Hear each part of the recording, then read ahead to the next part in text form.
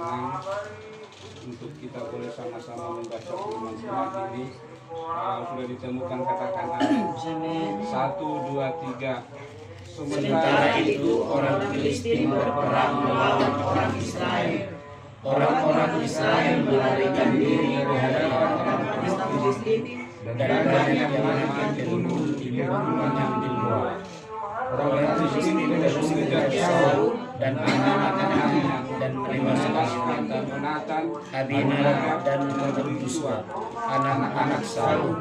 Kemudian makin berat pertempuran itu bersama para pemanah mencobanya dan mencobanya dalam perang. Lalu berkata Saul kepada pembawa senjatanya, "Bunuhlah pedangmu dan tendanglah aku, supaya jangan datang orang-orang yang tidak berkenan tinggal menyekap aku dan memperlakukan aku sebagai permainan." Tetapi pembawa senjatanya tidak mau, karena dia sangat segan. Kemudian Saul mengambil pedang itu dan menjatuhkan dirinya ke atasnya. Ketika pembawa senjatanya melihat bahwa Saul telah mati, ia pun menjatuhkan dirinya ke atas pedangnya, lalu mati bersama-sama dengan Saul. Jadi Saul dikatakannya dan pembawa senjatanya dan seluruh tentaranya sama-sama mati pada hari itu. Puji Tuhan.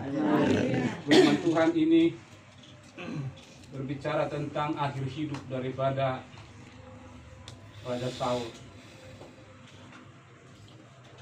Kematian Saul menjadi kematian yang sangat tragis karena penuh dengan keputusasaan dan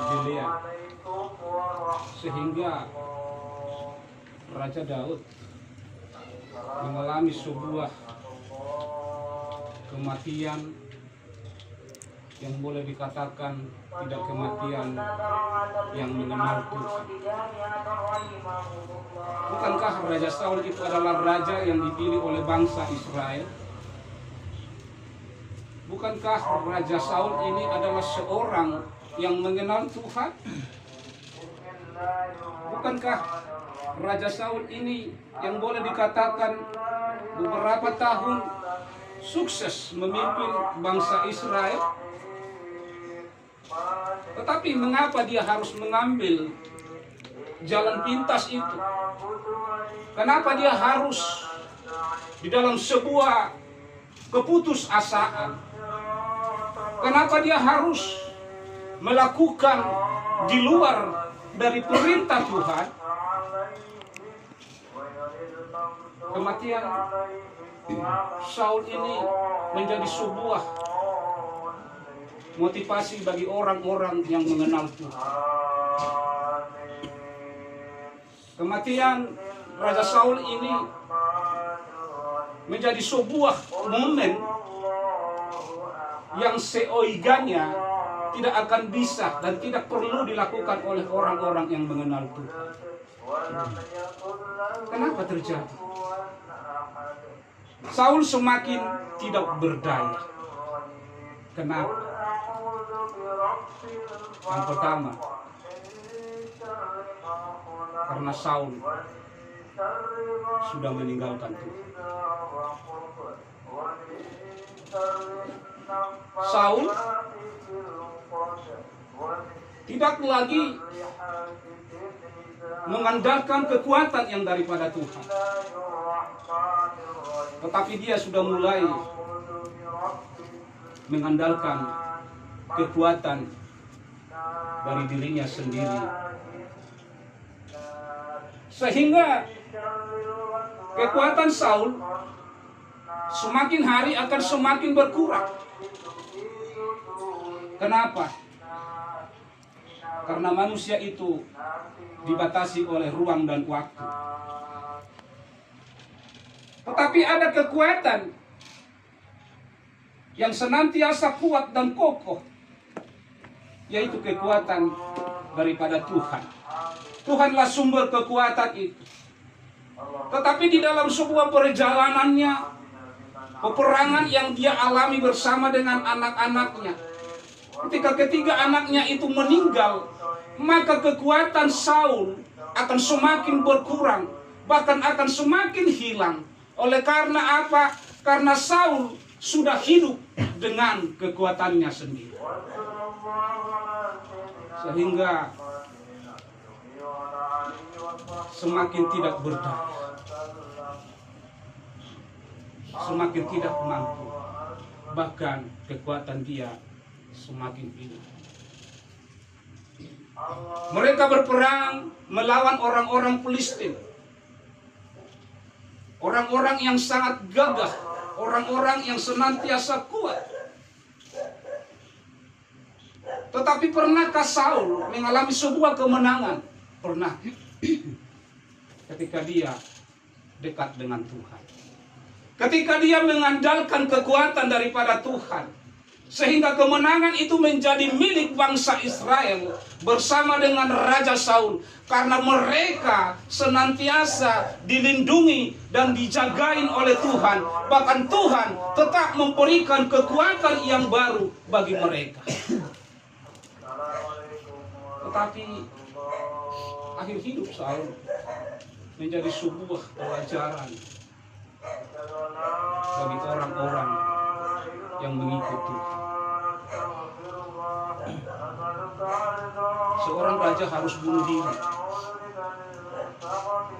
Seorang raja harus mengambil jalan pintas.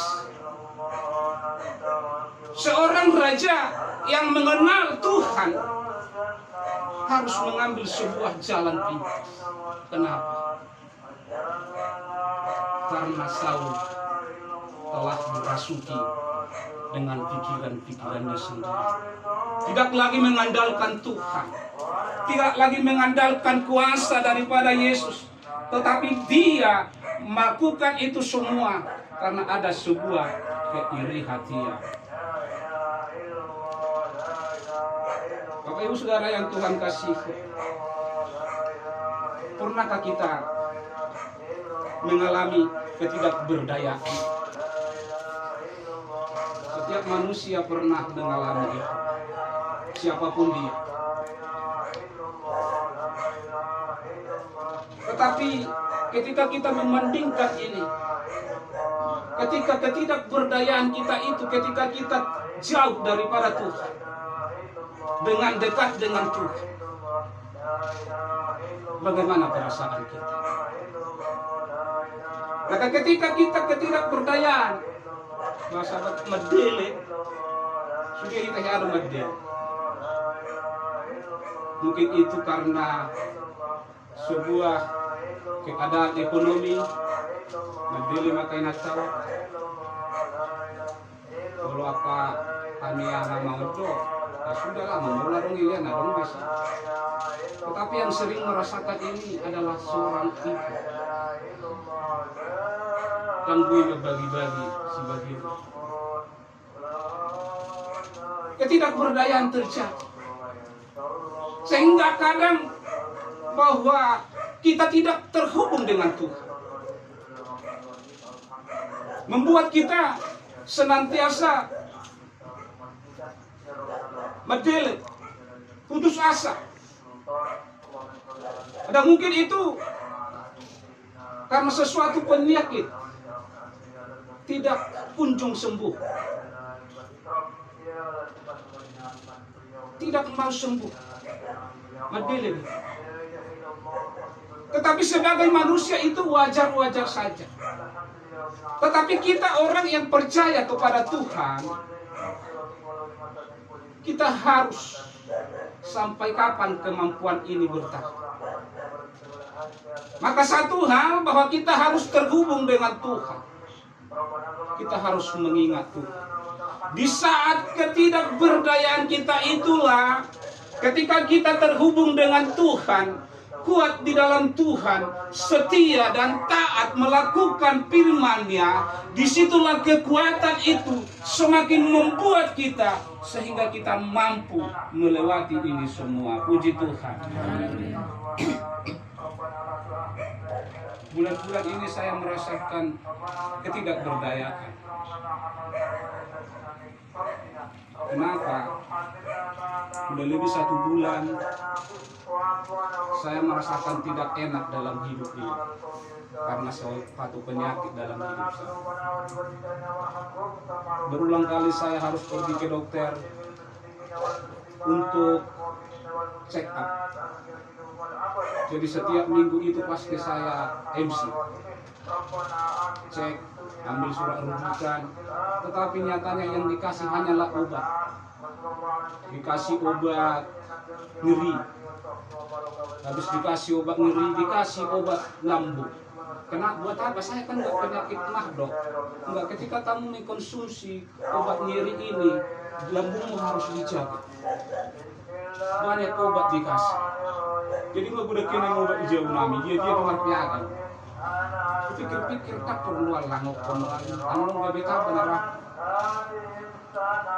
Tapi dalam 1 bulan ini saya kadang dalam diri saya, apa ini? Jadi mulung matareta tu sekupang, lagi bocengan, kata satu mana dia beras, lagi hudul lele. Tidak saya sanggup, makanya saya kebaktian kaum ibu, kebaktian kaum bapak saya tidak hadir. Apalagi saya sendiri mungkin saya jaga. Memang Tuhan yang atur memang. Jadi pekerjaan pun sangat terganggu sekali bagi saya. Ada sebuah keputusasaan sebenarnya. Tapi kita adalah orang yang percaya kepada Tuhan, bahwa hidup kita saat ini adalah penuh dengan peperangan.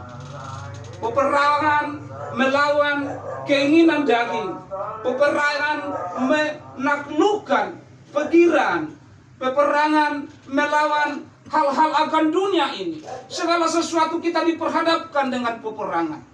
Tetapi Saul tidak mampu lagi mengatasi peperangan karena musuhnya telah menguasai dia, lawannya telah menguasai kehidupannya. Maka dipastikan karena anaknya sudah meninggal, maka otomatis dia akan meninggal. Daripada halahima bunuh, utago mau bunuh diri. Ada sebuah keputusasaan sehingga membuat dia mengambil sebuah jalan pintas di dalam setiap pemikirannya, karena dia tidak mampu lagi terhubung dengan Tuhan. Bahkan pikirannya sudah dirasuki oleh pikiran-pikiran setan dalam hidupnya sampai dia membunuh diri. Pernah kita mendengarkan orang-orang penyakit mah bunuh diri,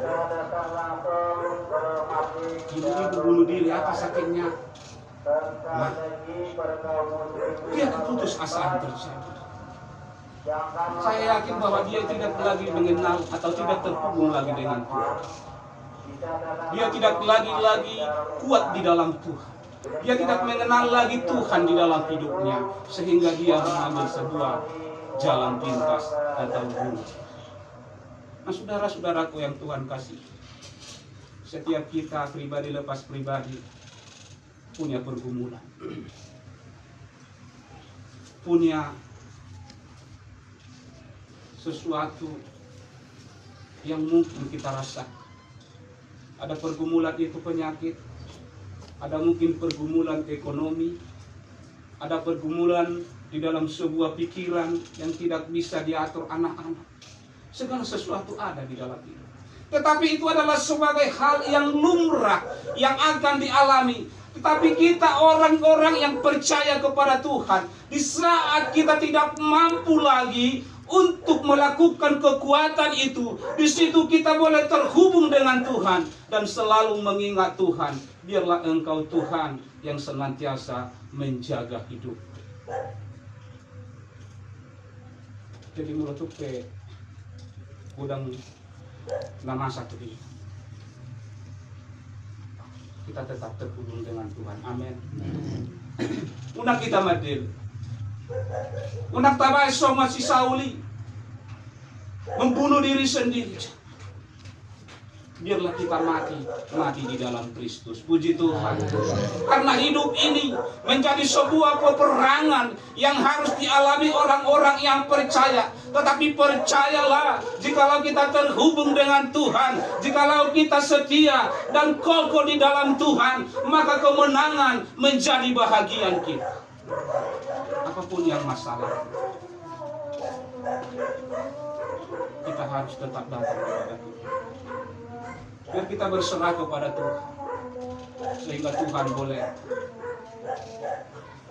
memberikan yang mungkin di luar dari pikiran kita. Semakin berat pun, semakin tidak berdaya pun kita harus tetap connect dengan Tuhan.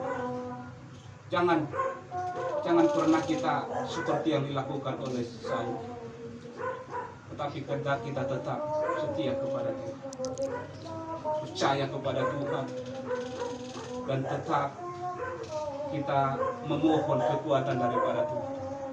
Inilah kemenangan kita.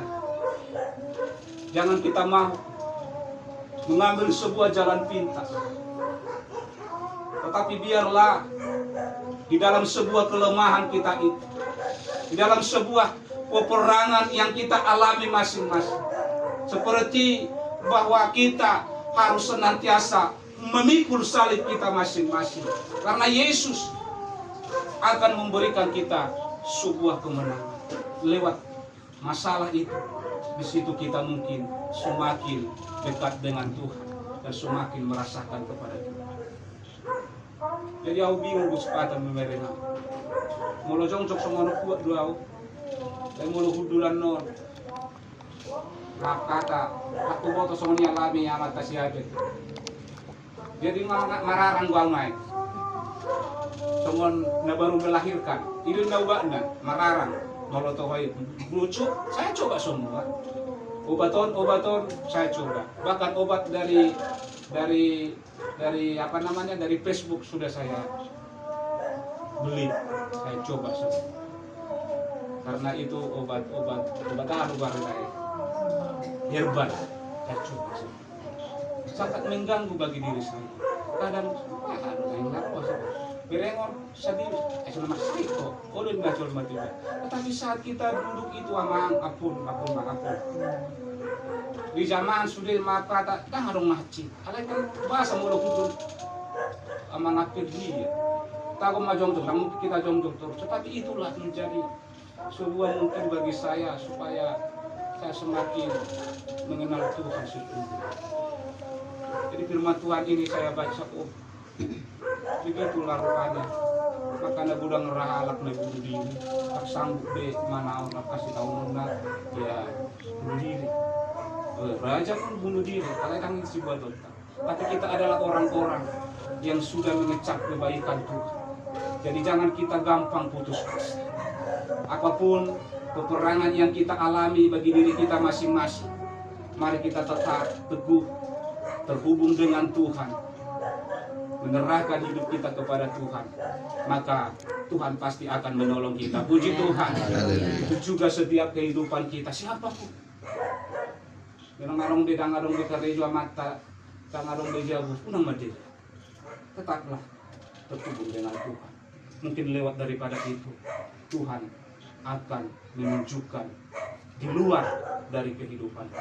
Karena kita bukan hanya mencari kehidupan akan dunia ini saja, tetapi perjalanan kita, bagaimana kita senantiasa memenangkan pikiran kita ini kepada Tuhan.